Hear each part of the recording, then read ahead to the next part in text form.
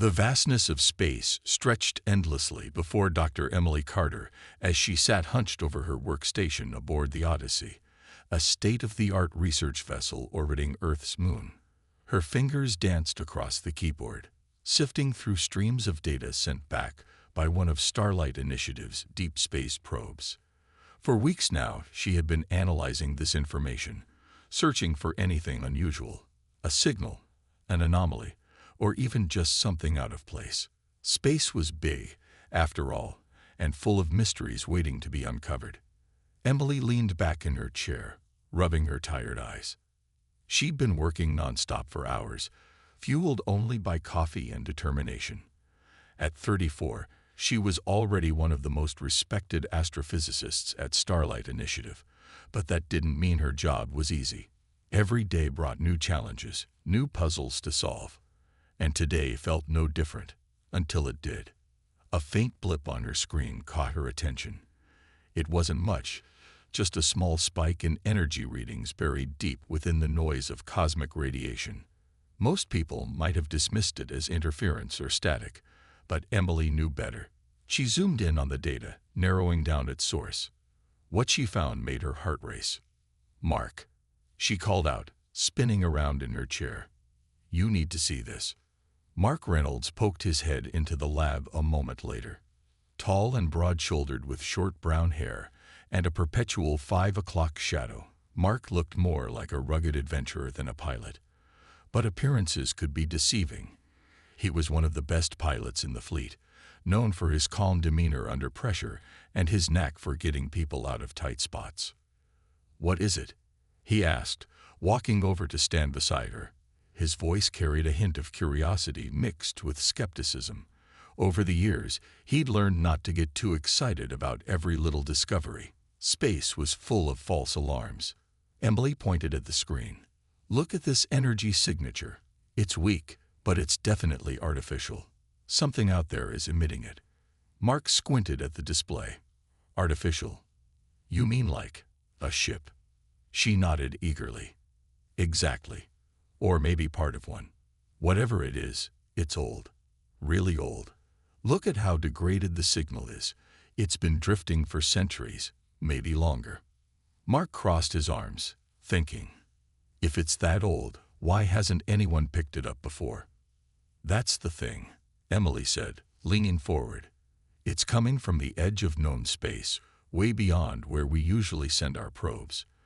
This probe was supposed to map uncharted regions, so it went farther than usual. We got lucky." Mark raised an eyebrow.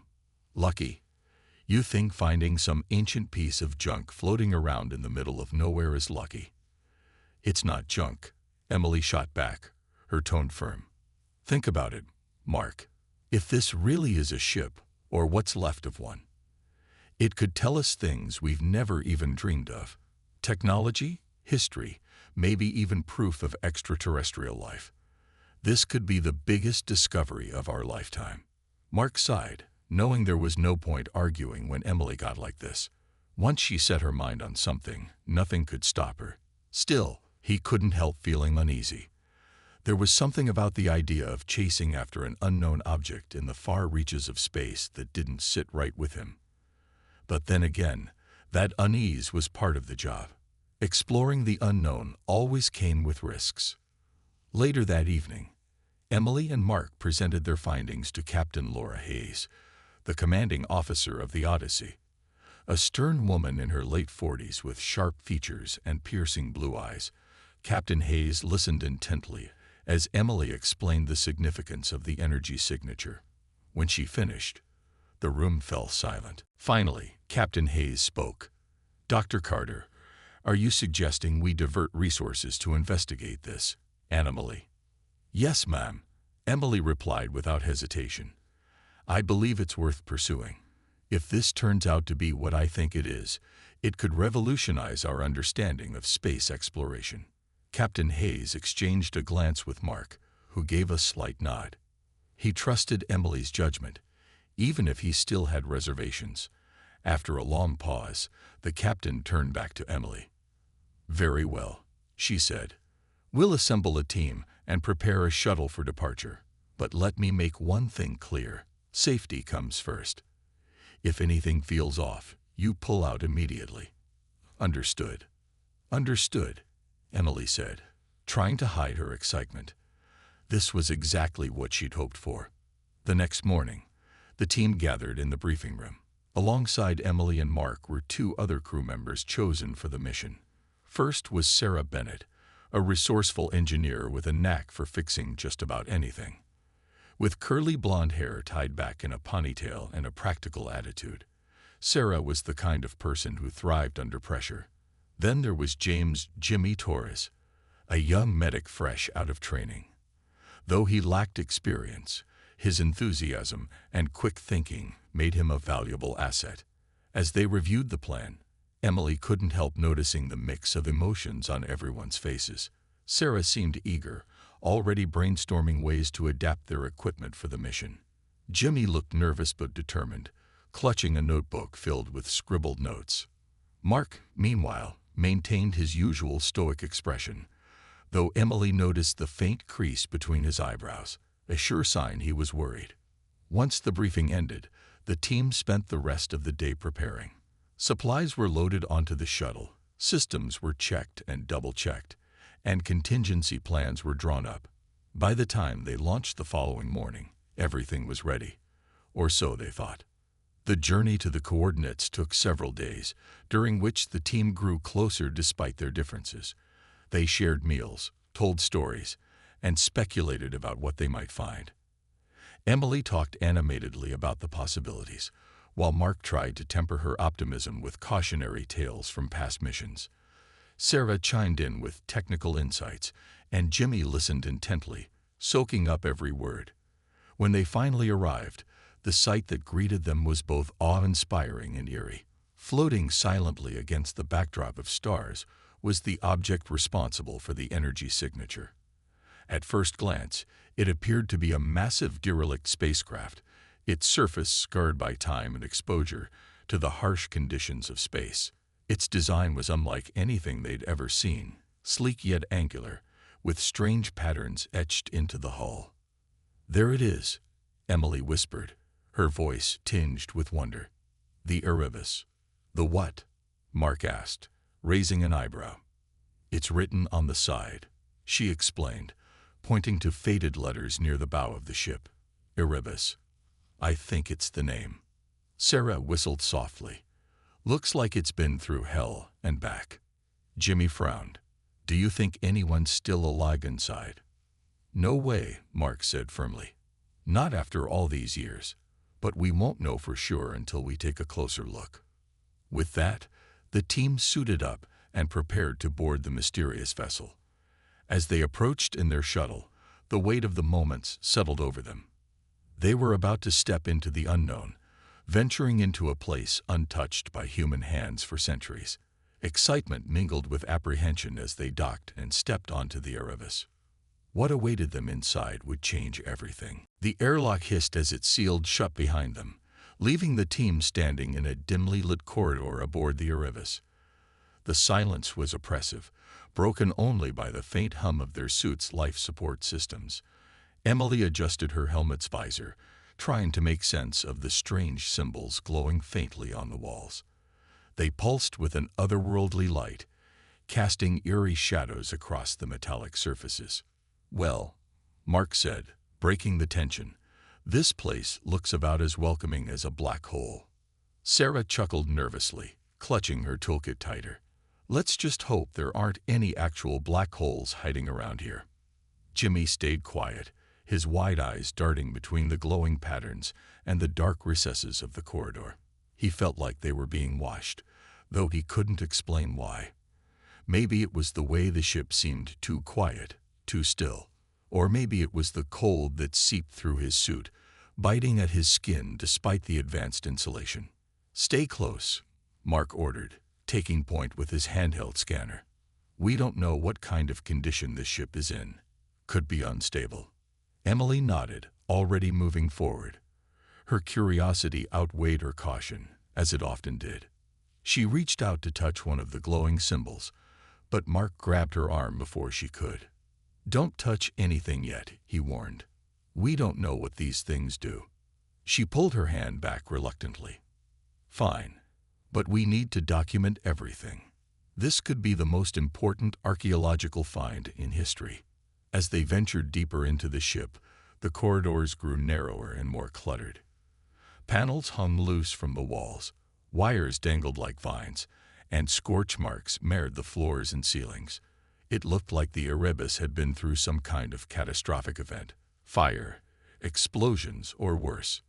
Whatever had happened, it hadn't ended well for whoever called this place home. "This doesn't look good," Sarah muttered, examining a section of exposed wiring. Whoever built this ship was using technology far beyond ours. If we mess something up, we might not be able to fix it. That's assuming we even understand how it works, Mark added grimly. They pressed on, guided by the faint glow of the symbols. Eventually, they came to a large chamber that appeared to serve as the ship's central hub. In the middle of the room stood a massive console, its surface covered in intricate designs and blinking lights. Unlike the rest of the ship, this area seemed relatively intact. "Looks like mission control," Sarah said, stepping closer to inspect the console. "If we can get this thing powered up, we might be able to access the ship's logs. Or accidentally trigger another disaster," Mark countered. "Take it slow." While Sarah worked on reviving the console, Jimmy wandered over to a corner of the room where several skeletal remains lay scattered. Their uniforms were tattered and faded, but the insignia on their chests suggested they belonged to the same group. Whoever they were, they hadn't died peacefully. Some of the skeletons were slumped against the wall, while others lay sprawled on the floor as if they'd been running, or fleeing, from something. "Guys," Jimmy called softly, his voice trembling. "You should see this." Emily joined him, crouching down to examine the remains. She picked up a fragment of what looked like a data pad, its screen cracked and dark. "These people, they must have been the crew. But what happened to them?" Mark frowned, scanning the room with renewed vigilance. Whatever it wasn't natural. "Look at the damage to the walls. Those aren't burn marks. They're claw marks." "Claw marks," Jimmy repeated, his voice rising an octave. "From what? There's nothing alive on this ship."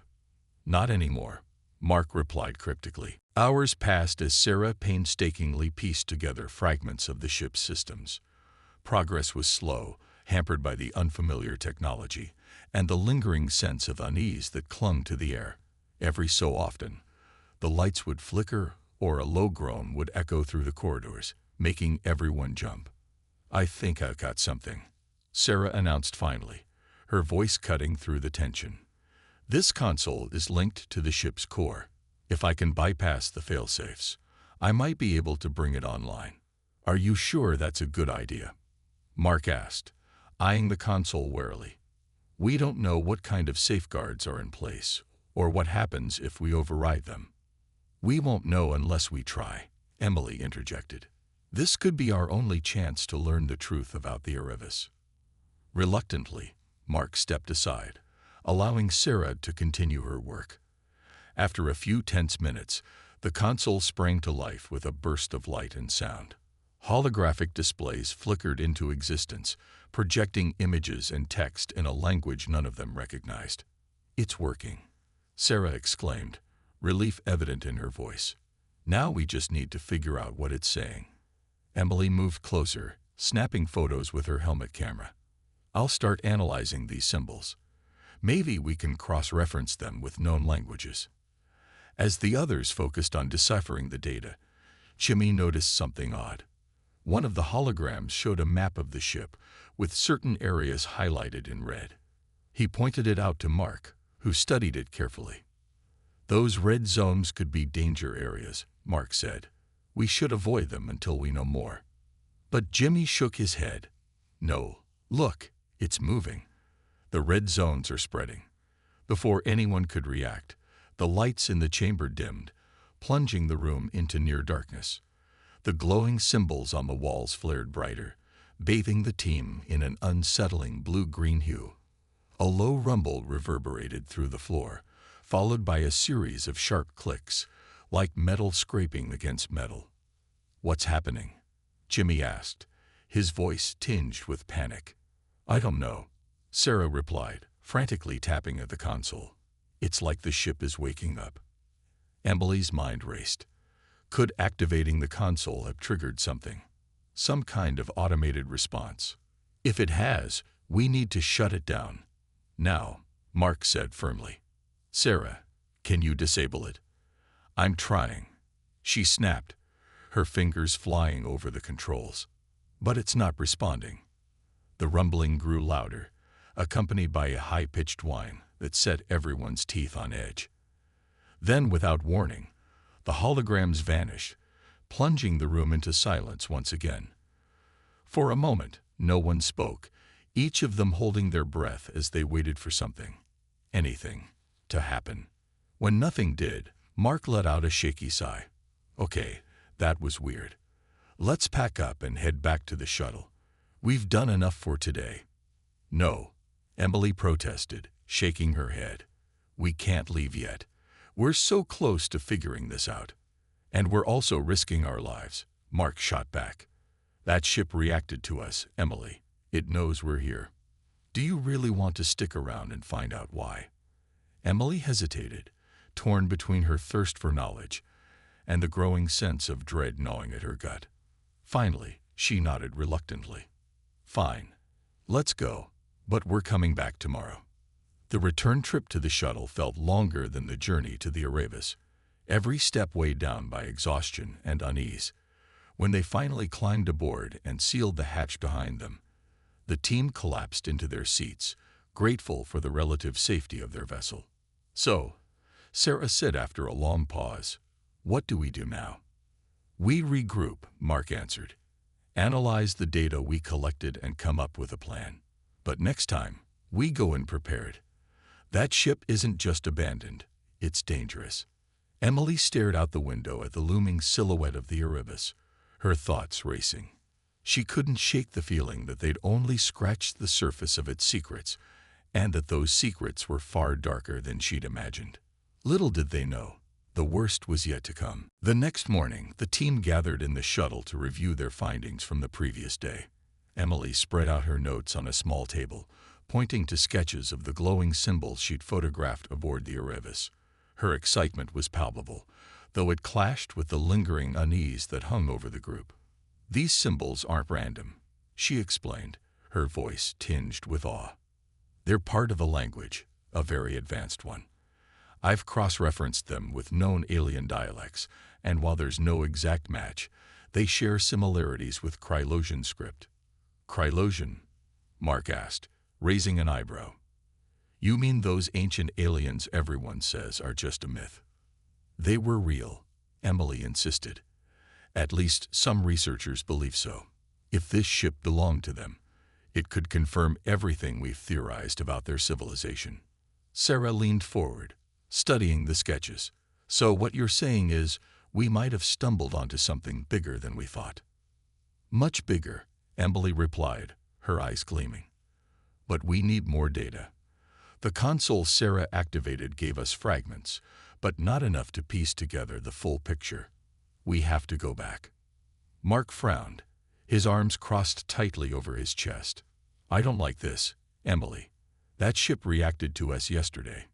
It felt alive, like it was watching us." "It probably was," Jimmy chimed in quietly. He hadn't slept well the night before, plagued by vivid dreams of shadowy figures chasing him through endless corridors. "What if it doesn't want us poking around?" Emily sighed, turning to face him. "We can't let fear stop us, Jimmy. Think about what we could learn. This isn't just about us. It's about humanity. If we can unlock the secrets of the Erebus, we could change the course of history." Mark opened his mouth to argue but stopped himself. He knew Emily well enough to recognize when she wasn't going to back down. Instead, he nodded reluctantly. "Fine, but we stick together this time. No splitting up, no wandering off. Got it?" Everyone agreed, though Jimmy still looked uneasy. As they suited up and prepared to re-enter the derelict vessel, none of them could shake the feeling that they were walking into a trap. When they returned to the central hub, The atmosphere aboard the Erebus had shifted. The glowing symbols on the walls now pulsed rhythmically, almost like a heartbeat. The air felt heavier, charged with static electricity that crackled faintly whenever they moved. Even Sarah, who prided herself on staying calm under pressure, couldn't hide her discomfort. "This place feels different," she murmured as she approached the console. "Like it knows we're here again." "Maybe it does," Emily said, her tone thoughtful rather than fearful. She gestured for Sarah to resume her work on the system. "Let's see if we can access more of the ship's logs. If we can figure out what happened to the crew, we might understand why the ship is behaving this way." Sarah hesitated but eventually nodded, pulling out her tools. As she worked, the others fanned out to explore the surrounding area, keeping within sight of each other as Mark had instructed. Jimmy stayed close to Emily, clutching his medical kit like a lifeline. "Do you think the crew died because of whatever made those claw marks?" Jimmy asked softly, glancing nervously at the shadows. "It's possible," Emily admitted. "But until we find concrete evidence, we won't know for sure." Before Jimmy could respond, a loud clang echoed through the corridor, followed by the sound of metal scraping against metal. Everyone froze, their heads snapping toward the source of the noise. "What was that?" Sarah whispered, her voice barely audible. Mark drew his sidearm, though he doubted it would do much good against whatever, or whoever, was making the noise. "Stay alert and stay close." The team cautiously followed the sound, their footsteps muffled by the thick layer of dust covering the floor. They rounded a corner and found themselves in a long, narrow hallway lined with doors. Most of them were sealed shut, but one stood slightly ajar, swaying gently as if someone, or something, had just passed through. "Should we check it out?" Jimmy asked, his voice trembling. "We don't have a choice," Mark replied grimly. "If there's something dangerous on this ship, we need to know about it." With Mark leading the way, they pushed open the door and stepped inside. The room beyond was unlike anything they'd seen so far. It appeared to be some kind of laboratory, filled with strange equipment and glass containers holding unidentifiable substances. In the center of the room stood a large cylindrical tank, its surface fogged with condensation. Emily approached the tank cautiously, peering through the haze. At first, she couldn't make out what was inside, but as the mist cleared, her breath caught in her throat. Suspended in the liquid was a humanoid figure, its features distorted but unmistakably alien. Its skin was pale and translucent, its limbs elongated and fragile-looking. Worst of all were its eyes, wide open, staring blankly ahead, as if frozen in terror. "What is that?" Jimmy stammered, taking a step back. "I don't know," Emily admitted, her voice barely above a whisper.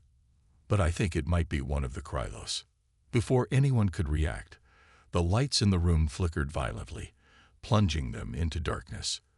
A low growl reverberated through the walls, growing louder with each passing second. Then, without warning, the tank shattered, spilling its contents onto the floor.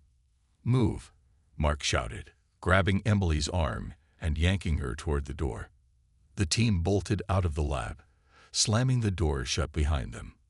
They didn't stop running until they reached the central hub, where Sarah was frantically typing commands into the console. "Did you hear that?" she demanded, her face pale. "It sounded like something moving." "We saw it," Mark replied, his chest heaving. "Whatever it is, it's loose." As if on cue, the ship shuddered violently, throwing them off balance. Alarms blared, filling the air with deafening noise. The glowing symbols on the walls flared brighter than ever, casting the room in an ominous red hue. "It's the ship," Emily exclaimed, scrambling to her feet. "It's reacting to whatever escaped." "We need to get out of here," Mark yelled, heading for the exit. "No," Emily protested, planting her feet firmly on the ground. "We can't leave yet. Not until we figure out how to stop it." "Stop what?" Jimmy cried, panic rising in his voice. "We don't even know what we're dealing with." Suddenly, the console emitted a sharp beep, drawing everyone's attention. On the screen, a single message flashed in bold letters. Wo er ning. Kor einstabilitwdkt. Sarah stared at the display, her hands shaking. Guys, we might have a bigger problem. What kind of problem? Mark asked, dread creeping into his voice.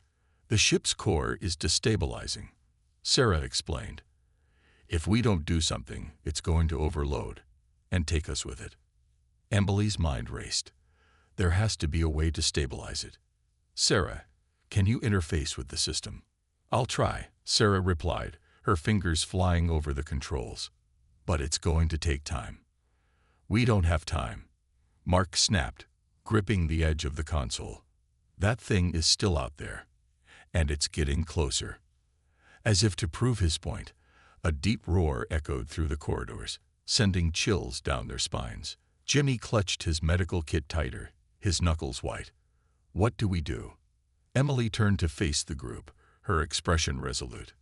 Mark, you and Jimmy guard the entrance. Keep that thing away from us while Sarah works. I'll help her with the core. Mark wanted to argue, but he knew there was no time to waste. Nodding sharply, he grabbed Jimmy by the arm and positioned him near the doorway. Stay behind me, and whatever happens, don't let it get past us. Back at the console, Emily and Sarah worked furiously, their movements synchronized despite the chaos unfolding around them.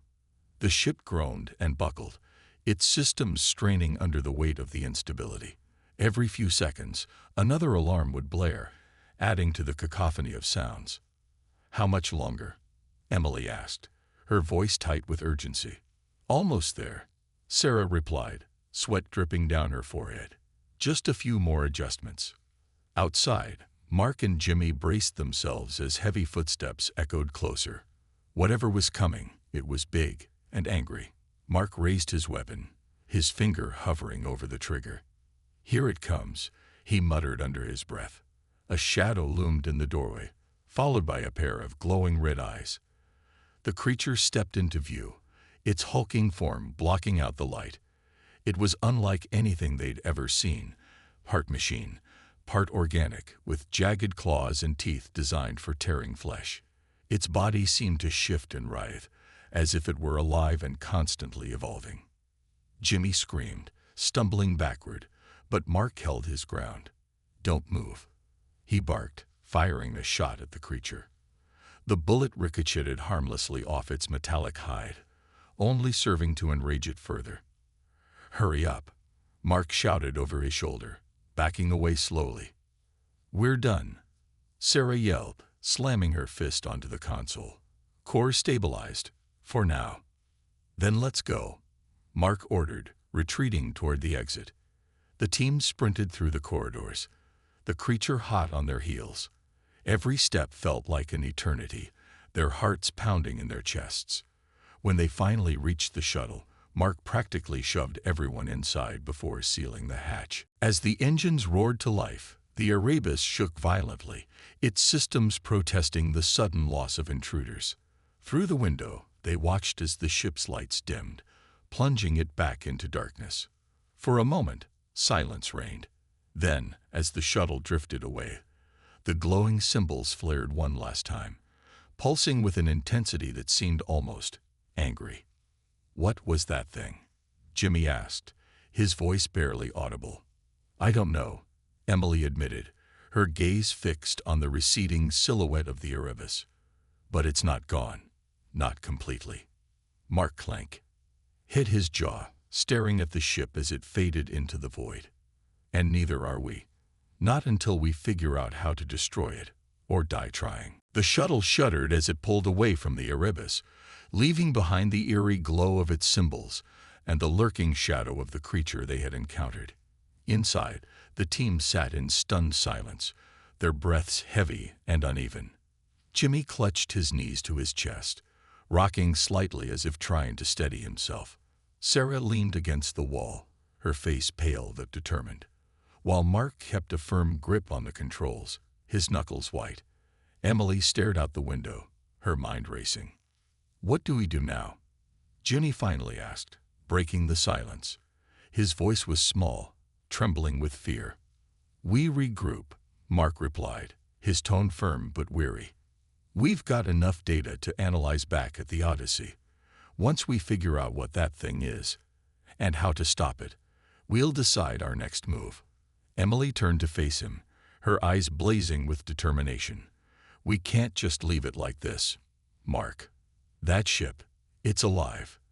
It knows we're here, and it won't stop until it destroys us, or we destroy it." Mark sighed, glancing over his shoulder at her. "I get it, Emily, but rushing back in there without a plan is suicide. We need time to think, to prepare. Otherwise, we're just throwing ourselves into the fire." For once, Emily didn't argue. She knew he was right. They couldn't afford another reckless attempt. Still, the thought of abandoning the Erebus gnawed at her. There were answers waiting for them aboard that ship, secrets that could change everything. And yet, every instinct told her they were playing with forces far beyond their understanding. Back aboard the Odyssey, the team gathered in the lab to review the data they'd collected. Emily spread out her notes, pointing to sketches of the glowing symbols and fragments of alien text recovered from the ship's systems. Her hands shook slightly as she spoke, though whether from exhaustion or excitement, she couldn't say. "These symbols aren't just decorative," she explained. "They're part of a language, a very advanced one. I've managed to translate some of it, and it confirms my earlier theory. The Erebus belonged to the Krylos. The aliens everyone says are extinct." Sarah asked, raising an eyebrow. "Yes," Emily replied.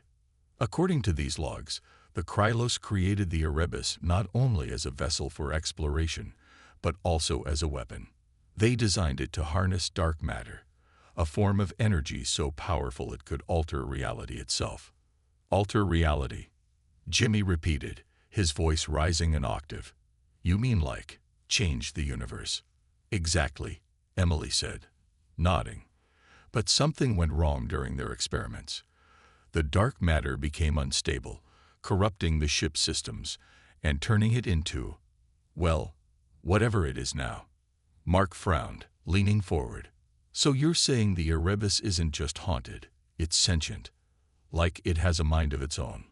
"It's more than that," Emily continued. "The ship isn't just aware, it's alive. It feeds on fear, chaos, and destruction. That creature we saw, it's not separate from the ship. It's part of it, a manifestation of its corrupted core." Sarah let out a low whistle. "No wonder it reacted when we showed up. We must have triggered something when we activated the console." Jimmy shifted uncomfortably in his seat. But why would anyone build something like that? A ship that can think for itself and kill. "They didn't mean to," Emily admitted. "Based on these logs, the Krylos intended the Erebus to be a failsafe against galactic threats. If an enemy attacked, the ship would unleash its power to neutralize the threat. But when the dark matter destabilized, the ship lost control. Instead of protecting the Krylos, it destroyed them." The room fell silent as the weight of her words sank in. They weren't dealing with a simple derelict spacecraft. They were facing a predator, one that had already claimed countless lives. As the days passed, the team worked tirelessly to devise a plan. Sarah focused on modifying their equipment, creating tools capable of interfacing with the Erebus's alien technology. Mark spent hours running simulations, mapping out potential escape routes and contingency plans. Jimmy assisted where he could, though his nerves often got the better of him. And Emily, she poured herself into studying the ship's logs, searching for any clue that might give them an edge. Despite their efforts, the unease among them grew. Strange things began happening aboard the Odyssey. Equipment malfunctioned without explanation. Crew members reported hearing whispers in empty corridors. Even Captain Hayes noticed the change, calling Mark and Emily into her office for a private meeting. "I don't like this," she said bluntly, her sharp blue eyes boring into theirs. "Whatever you brought back from that ship, it's affecting us. People are scared, distracted. Morale is plummeting. We're doing everything we can to contain it, Mark assured her, though his voice lacked conviction. Captain Hayes leaned forward, her expression grim. Contain it? Mark, I'm starting to think containment isn't an option. That ship, it's dangerous. Maybe too dangerous to keep investigating.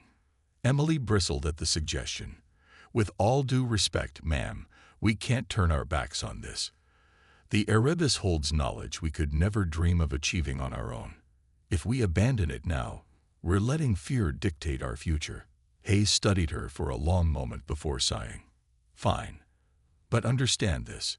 If things escalate further, I'll have no choice but to shut down the mission entirely.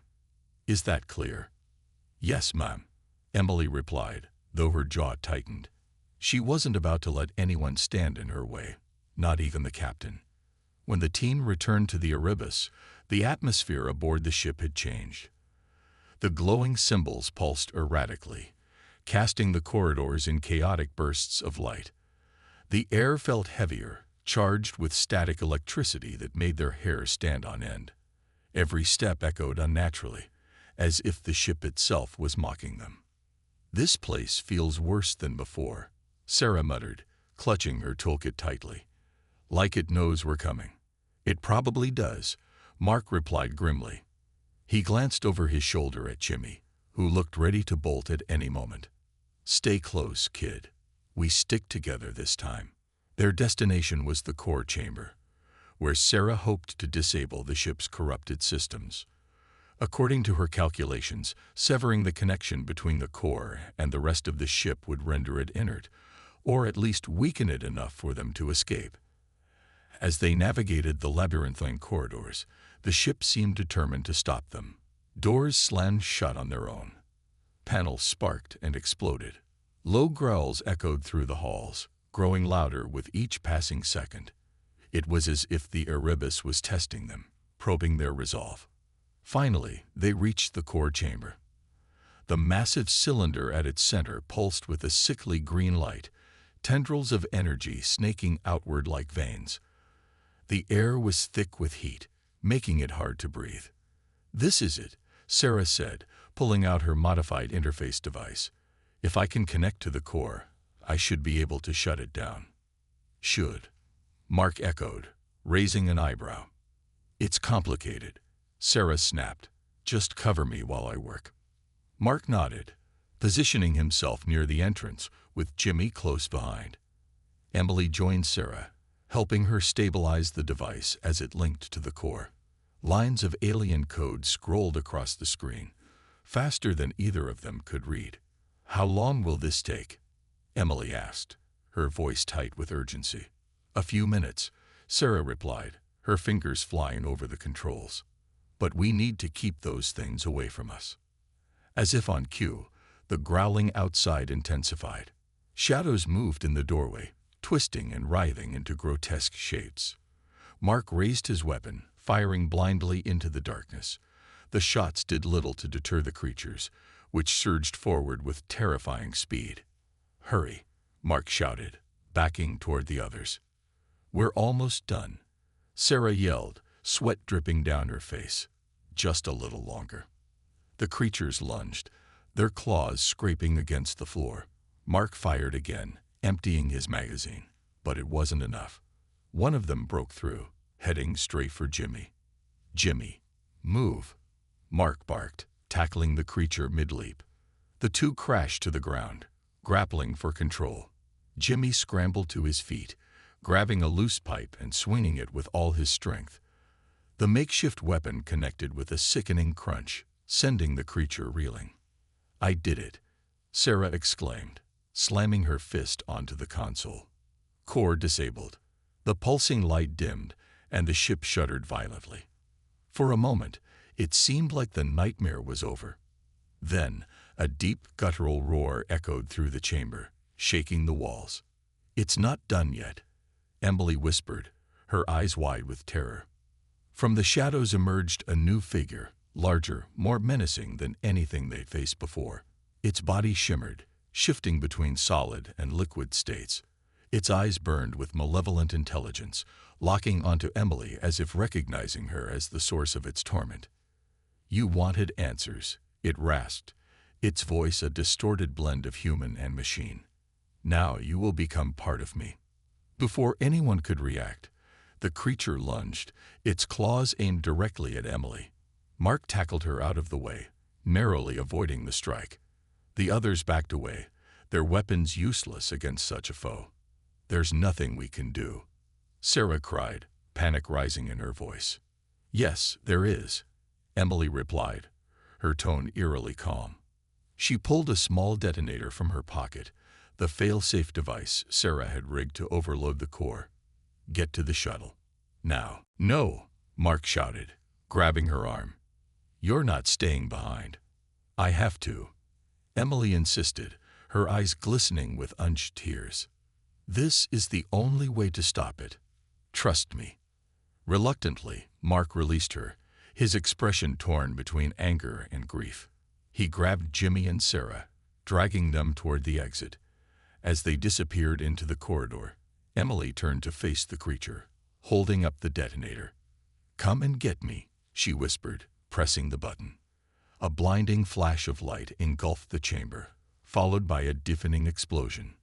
The Erebus convulsed, its systems collapsing under the strain. Outside, the shuttle sped away, its occupants watching in stunned silence as the ship imploded into a swirling vortex of energy. The shuttle rocketed away from the Erebus, its engines straining as the team watched in stunned silence. Through the rear viewport, they saw the once mighty ship collapse in on itself, consumed by a swirling vortex of light and shadow. The explosion was both beautiful and horrifying, a spectacle of raw power that left them awestruck and grief-stricken. "Emily," Jimmy whispered, his voice cracking. He clutched the edge of his seat, staring at the empty space where the Erebus had been moments before. His mind replayed her final words, her calm determination, and the look in her eyes as she pressed the detonator. She had known what she was doing, and she had chosen to stay behind. Mark sat rigidly in the pilot's chair, his jaw clenched so tightly it ached. He didn't trust himself to speak. Emily's sacrifice weighed heavily on him, not just because he had failed to stop her, but because he understood why she had done it. She had given everything to ensure their survival, to protect humanity from the nightmare they had unleashed. And now, all he could do was carry her memory forward. Sarah leaned back against the wall, her face pale and streaked with tears. Her hands trembled as she held onto her toolkit, the same one she had used to rig the core for overload. "She saved us," Sarah murmured, her voice barely audible. "She knew we couldn't win unless someone stayed behind." No one responded. There were no words that could ease the pain of losing Emily. Instead, they sat in silence, each lost in their own thoughts, as the shuttle drifted farther from the wreckage. Hours later, the team returned to the Odyssey. Captain Hayes greeted them personally, her usual stern demeanor softened by concern. When she saw the somber expressions on their faces, she didn't need to ask what had happened. She gave her life to stop it. Mark said simply, his voice hollow, "We wouldn't be here without her." Hayes nodded, her lips pressed into a thin line. "Dr. Carter was a remarkable woman. Her sacrifice will not be forgotten." The days that followed were difficult for everyone. The crew of the Odyssey mourned Emily's loss, holding a small memorial service in her honor. Mark, Sarah, and Jimmy attended, standing together as they shared stories about her brilliance, her passion, and her unwavering courage. But even as they celebrated her life, they couldn't shake the feeling that the Erebus wasn't truly gone. Back on Earth, the survivors struggled to adjust to normal life. Mark threw himself into his work, taking on dangerous missions that kept him busy and distracted. He told himself it was because he needed the challenge, but deep down, he knew it was because he couldn't bear to sit still, not when Emily's absence loomed so large in his mind. Sarah tried to focus on her engineering projects, hoping to channel her grief into something productive. But every time she picked up a tool or stared at a blueprint, she was reminded of the makeshift device she had built aboard the Erebus. It haunted her, the knowledge that her invention had been the key to destroying the ship and that Emily had trusted her enough to use it. Jimmy found solace in solitude, spending hours alone in his apartment staring out the window at the stars. He replayed the events aboard the Erebus over and over in his mind, wondering if there had been anything he could have done differently. Had he been braver, faster, smarter? Could he have saved Emily? Or would she still have made the same choice? Despite their efforts to move on, none of them could escape the lingering sense that the nightmare wasn't over. Strange dreams plagued them, visions of glowing symbols, shifting shadows, and Emily's voice calling out to them from the void. At first, they dismissed these as symptoms of trauma, but the dreams grew more vivid, more persistent. One night, Jimmy woke with a start, drenched in sweat. He had seen it again, the creature, the ship, and Emily standing at the center of it all, her expression unreadable. This time, though, she had spoken directly to him. "You're not safe," she had said, her voice echoing as if from another dimension. "It's still out there." Jimmy sat upright in bed, his heart pounding. For a moment, he considered dismissing the dream as nothing more than his subconscious playing tricks on him. But something about it felt real, too real. The next morning, he reached out to Mark and Sarah, sharing his experience. To his surprise, they admitted to having similar dreams. Sarah described seeing the Erebus's core chamber, its green light pulsing rhythmically as if alive. Mark recounted hearing Emily's voice too, warning them to stay vigilant. "It's not over," Mark said finally, breaking the uneasy silence. "Whatever happened aboard that ship, it's not finished with us." "But how?" Sarah asked, shaking her head. "The Erebus is gone. We saw it implode." "Maybe not all of it," Mark replied grimly. "That thing, it wasn't just a ship. It was alive. Sentient. What if part of it survived?" Jimmy swallowed hard, his stomach churning. "You think it's coming for us?" "I don't know," Mark admitted. "But I'm not taking any chances. We need to warn Starlight Initiative.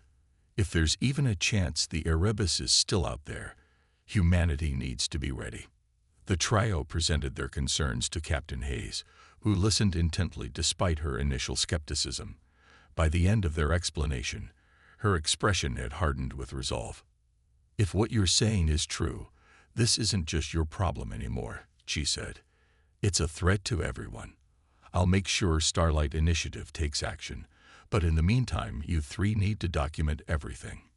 Every detail, every dream. Leave nothing out." Over the following weeks, Mark, Sarah, and Jimmy worked tirelessly to compile their findings. They wrote reports, drew diagrams, and recorded audio logs detailing their experiences aboard the Erebus. It was painful reliving those memories, but they knew it was necessary. If the ship, or whatever remained of it, ever returned, humanity would need every advantage it could get. As they worked, they began to notice subtle changes around them. Equipment malfunctioned without explanation. Shadows seemed to linger longer than they should. Whispers echoed in empty rooms, faint but unmistakable. It was as if the Erebus was watching them, waiting for the right moment to strike. One evening, as Mark reviewed the latest batch of data, he paused, staring at a series of coordinates embedded in one of the ship's logs. They hadn't noticed it before, buried beneath layers of corrupted code, but now it stood out like a beacon. "What is it?" Sarah asked, noticing the intensity in his gaze. "These coordinates," Mark replied, pointing to the screen. "They're not random. They lead somewhere, deep into uncharted space." "Do you think it's connected to the Erebus?" Jimmy asked, leaning closer. "I don't know," Mark admitted. "But if there's even a chance it can help us understand what we're dealing with, we need to check it out." Sarah hesitated, glancing at Jimmy. "Are we really considering going back out there? After everything that's happened?" "We don't have a choice," Mark said firmly. "If the Erebus is still out there, we owe it to Emily to finish what she started." Jimmy nodded slowly, his fear giving way to determination. "Then let's do it. For Emily." Months later, the team prepared for another mission, this time venturing deeper into the unknown than ever before. As their shuttle launched into the vast expanse of space, they couldn't shake the feeling that they were being drawn toward something far greater and far darker than they could imagine. Somewhere out there, beyond the stars, the deadliest ship in the universe waited, biding its time. And though they didn't yet know it, the battle was far from over.